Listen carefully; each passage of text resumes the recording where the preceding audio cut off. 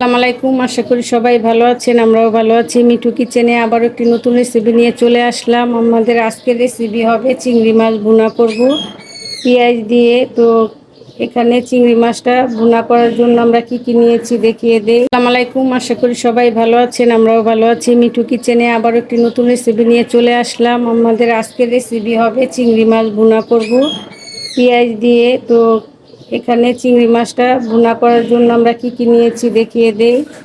এখানে আমাদের লাগবে চিংড়ি মাছ। এখানে আমি 250 গ্রাম চিংড়ি মাছ নিয়েছি পেঁয়াজ, লাগবে স্বাদ মতো লবণ 1 টেবিল চামচ, এখানে হলুদের গুঁড়ো 1 টেবিল চামচ, মরিচের গুঁড়ো 1 টেবিল চামচ, ধনিয়া গুঁড়ো 1 টেবিল চামচ। আর এখানে আমি নিয়েছি কিছু কুচি করে কাঁচামরিচ ফালি করে নিয়েছি এখানে পেঁয়াজ 250 গ্রাম, লাগবে কিছু রসুন কুচি, আদা বাটা 1 টেবিল চামচ, জিরা বাটা 1 টেবিল চামচ, তো রসুন বাটা 1 টেবিল চামচ। তো কি লাগবে দেখিয়ে দিলাম। এখন আমরা সরাসরি চুলায় চলে যাব এই মাছটা ভুনা করার জন্য চুলায় চলে আসলাম। চুলায় একটি ফ্রাই প্যান বসিয়ে দিয়েছি। এই ফ্রাই প্যানের ভিতরে আমি মাছটা ভুনা করে নিব। তো প্রথমে দিয়ে দিচ্ছি তেল। তো মাছ ভুনা তেলটা একটু বেশি দিবেন। তো আমাদের তেলটা দেওয়া হয়ে গিয়েছে। তো এখন এই পর্যায়ে দিয়ে দিব পেঁয়াজ কুচি। এই চিংড়ি ভুনা বেশি কিছু লাগে না, খুব সহজে তৈরি করে নেওয়া যায়। এখন এই পেঁয়াজটাকে একটু ভালোভাবে ভেজে নিতে হবে। আমাদের পেঁয়াজটাকে আমরা হালকাভাবে একটু ব্রাউন কালার করে নিলাম। তো দেখতেই পাচ্ছেন, এর চেয়ে বেশি কালার করা যাবে না। তো এই পর্যায়ে এখন দিয়ে দিব এখানে আদা বাটা। এখানে আমি আদা বাটা রসুন বাটা নিয়েছি। তো প্রথমে দিয়ে দিলাম 1 টেবিল চামচ রসুন বাটা, 1 টেবিল চামচ আদা বাটা, 1 টেবিল চামচ জিরে বাটা। পরিমাণ অনুযায়ী দিবেন, না হলে বেশি মশলা পড়লে খেতে ভালো লাগবে না, গন্ধ আসবে। তো এখন দিয়ে দিব এখানে আমরা যে রেখেছি স্বাদ মতো লবণ, মরিচের গুঁড়ো 1 টেবিল চামচ, হলুদের গুঁড়ো 1 টেবিল চামচ, ধনিয়া গুঁড়ো 1 টেবিল চামচ। তো দিয়ে দিচ্ছি। এখন দিয়ে দিব স্বাদ মতো একটু পানিটা দিয়ে কষিয়ে নিতে হবে। তো এইভাবে আপনারা মশলাটাকে কষিয়ে নেবেন সামান্য পানি দিয়ে। তো 2 মিনিটের মতো কষিয়ে তারপরে চিংড়ি মাছগুলো দিয়ে দিব।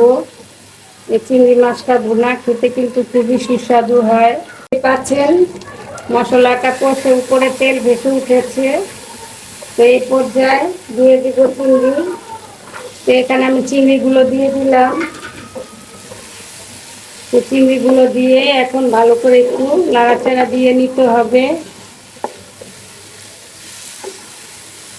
তো এই মশলার সাথে আমি কষিয়ে নিব। এখন দিয়ে দিব আর একটু পানি, দিয়ে দিব স্বাদ মতো টেস্টি সল্ট 1 টেবিল চামচের চেয়ে একটু কম হবে। তো এখানে দিয়ে দিচ্ছি এখন কিছু রসুন কুচি করে নিয়েছিলাম, দিয়ে দিচ্ছি। রসুনটাও দিবেন, মাছ ভুনায় রসুনটা দিলে খেতে খুবই সুস্বাদু হয়। তো এখন দিয়ে নাড়াচাড়া দিয়ে নিচ্ছি। বলক আসার আগ পর্যন্ত অপেক্ষা করব। তো দেখতেই পাচ্ছেন আমাদের চিংড়ি মাছটা কিন্তু মশলা দিয়ে আমরা ভালোভাবে কষিয়ে নিচ্ছি। তো এই পর্যায়ে দিয়ে দিব, আমাদের চিংড়িগুলো কষানো হয়ে গিয়েছে। এই পর্যায়ে দিয়ে দিব আমি এখানে কিছু জিরা গুঁড়ো। আমি আগেই বলেছি এই ভুনাটা হতে বেশিক্ষণ লাগে না। এখন এখানে দিয়ে দিব কিছু কাঁচামরিচ ফালি। আমি ভিডিওর প্রথমেই দেখিয়েছিলাম। তো এই তো কাঁচামরিচ ফালিটাও দিয়ে দিলাম। আমাদের চিংড়ি ভুনাটা কিন্তু হয়ে গিয়েছে। তো দেখতেই পাচ্ছেন আমরা এখানে কাঁচামরিচ, জিরে গুঁড়ো দিয়ে দিয়েছি, আর কিছু লাগবে না। তো এখন আমি নামিয়ে আপনাদেরকে পরিবেশন করে দেখাবো। খুব সহজেই ঝটপট তৈরি করে নেওয়া যায় এই চিংড়ি মাছ ভুনা। তো আমাদের ভুনাটা কিন্তু হয়ে গিয়েছে। এখন আমরা চুলাটা অফ করে দিব। আমি একটি প্লেটে তুলে নিয়েছি আমাদের চিংড়ি ভুনাটা। দেখতেই পাচ্ছেন কতটা পারফেক্ট লোভনীয় হয়েছে। তো এরকম নিত্য নতুন রেসিপি পেতে চ্যানেলটাকে সাবস্ক্রাইব করবেন, ভালো লাগলে লাইক দিবেন। আর ইতিমধ্যে যারা সাবস্ক্রাইব করেছেন তাদেরকে অসংখ্য ধন্যবাদ। ভালো থাকবেন, সুস্থ থাকবেন। আল্লাহ হাফেজ।